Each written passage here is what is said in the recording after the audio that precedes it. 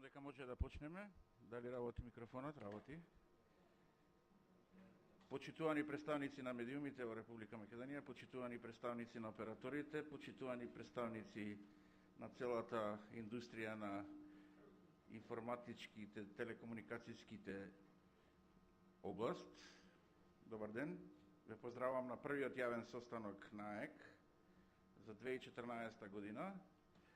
Прв пат во својство на подпредседател на БЕРЕК и на АРГ, Европското регулаторно тело.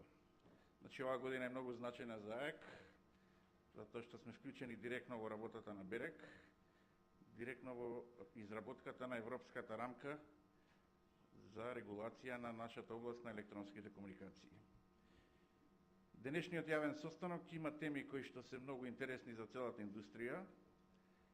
Целта на овие јавни состаноци, кои се и наша законска обврска 2 пати годишно, е заедно со индустријата, заедно со сите чинители, да дојдеме до нови решенија кои што ќе овозможат развој на таа индустрија, затоа што знаеме дека индустријата е брзо растечка и придонесува за комплетниот развој на целата економија во државата.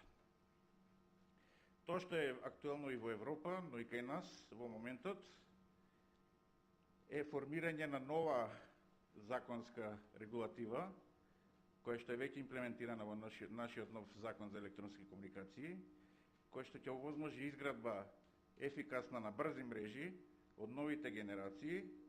Значи, нашата интенција е да ја достигнеме Европската агенда 2020 година, која што вели дека сите граѓани на Европска Унија имаат пристап до мрежи со брзини поголеми од 30 мегабити во секунда. Односно 50% од граѓаните ќе имаат пристап до мрежи од брзини над 100 мегабити во секунда. Тоа што е актуелно во Европа, каде што АЕК директно учествува во изработката, е така наречениот Telecom Single Market. Значи, тоа е топ тема и во Европа, и во Европска комисија, и во БЕРЕК. Европа, со своите 500 милиони жители, ќе биде единствен пазар на телекомуникации. Нешто слично на Соединетите Американски држави. Во таа насока и македонската регулатива се движи. Денешните презентации од трите мои советници ќе ви презентираат на кој начин АЕК и Република Македонија ќе се придвижи кон тие цели. Тоа што е во моментот факт, значи фактичката состојба во моментот, во Република Македонија имаме само 3,5% пенетрација на брзи мрежи од брзини над 30 мегабити во секунда.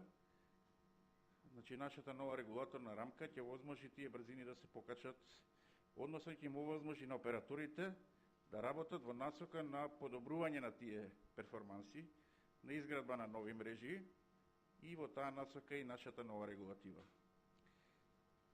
Да не должам многу со воведот, би оставил на нашите тројца денешни презентери, колегата Синиша Апостоловски, советникот за телекомуникации во АЕК, колегата Игор Бојаджиев, советникот за радиокомуникации, контрола и мониторинг, и колегата Владимир Истевски, советникот за анализа на пазар, да ги кажат нашите новитети во работата. Благодарам.